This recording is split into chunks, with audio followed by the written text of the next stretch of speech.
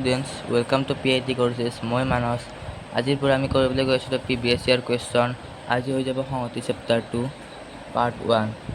ঠিক আছে, এই চেপ্টাৰটোৰ পৰা SSLC 10 মাৰ্কছ আৰু এই চেপ্টাৰটো বহুত ইজি হয় আৰু 1 মাৰ্কৰ MCQ দুটা আহিব আৰু 2 মাৰ্কৰ কুৱেশ্যন এটা আহিব আৰু 3 মাৰ্কৰ কুৱেশ্যন দুটা আহিব।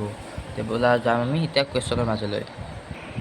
তো আজি আমাৰ ফাৰ্ষ্ট কুৱেশ্যনটো আছে, মই কুৱেশ্যনটো কৰি দিছোঁ, তোমালোকক জাষ্ট বুজাই দিম, তোমালোকে কপি কৰি যাবা। ঠিক আছে, এই কুৱেশ্যনটো SSLC 2026 আৰু 27ত সৰি এই কুৱেশ্যনত 2016 আৰু 17ত আহিছিল। ইয়াত দি আছে এটা অৰিক্ত সংহতি আৰু A cross B equal A cross C হ'লে দেখুৱাব লাগে যে B ইকুৱেল C। একদম ইজি কুৱেশ্যন, আমি কৰি যাম।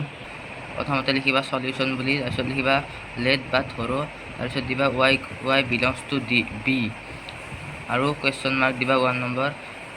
y বিলংছ টু B লিখাৰ কাৰণ হৈছে যে আমি প্ৰুফ কৰিব লাগে B ইকুৱেল টু C। তাৰপিছত আমি লিখিম x belongs two A, y belongs two B। এয়া তোমালোকৰ x টকৰ পৰা আহিল।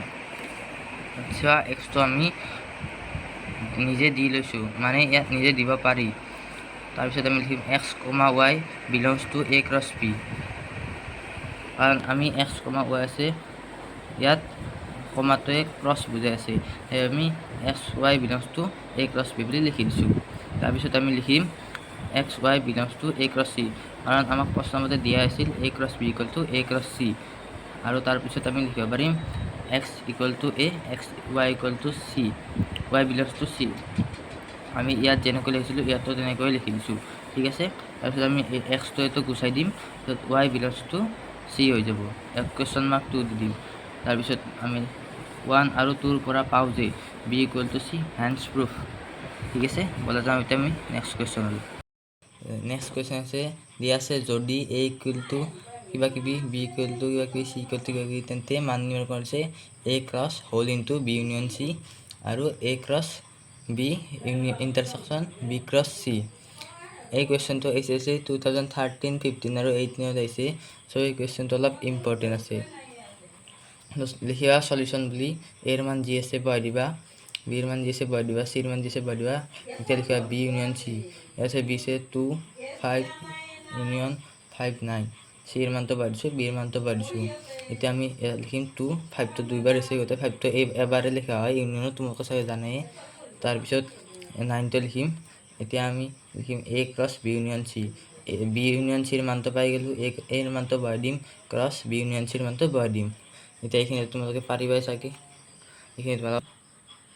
এতিয়া 2 নম্বৰ কুৱেশ্যনটো দি আছে A cross B intersection B cross C। ইয়াত প্ৰথমতে আমি A ক্ৰছ Bৰ মানটো লৈ লওঁ, তাৰপিছত B ক্ৰছ Cৰ মানটো ল'ম। এৰ মানটো বহাই দিওঁ, ক্ৰছ Bৰ মানটো বহাই দিলোঁ, ইয়াত এইটো আহিব। আৰু বিৰ মানটো বহাই দি ক্ৰছ Cৰ মানটো বহাই দিলোঁ, তাৰপিছত ইয়াৰ এইটো। তাৰপিছত A cross B intersection B cross C দিয়াৰ পিছত আমি পাওঁ A ক্ৰছ Bৰ মানটো বহাই দি ইণ্টাৰছেকশ্যন B ক্ৰছ Cৰ মানটো বহাই দি। ইয়াত আমি দেখা পাবা তুমি এটাও সংহতি মিলা নাই, সেইবাবে আমি ইয়াত ফাই অৰ্থাৎ ৰিক্ত সংহতি দিয়া। ঠিক আছে, ভিডিঅ'টো শেষলৈ চোৱাৰ বাবে তোমালোকক ধন্যবাদ, আৰু এনেকুৱা ধৰণৰ ভিডিঅ' আৰু চাই থাকিবলৈ চেনেলটো ছাবস্ক্ৰাইব কৰি ভিডিঅ'টো লাইক কৰি দিবা।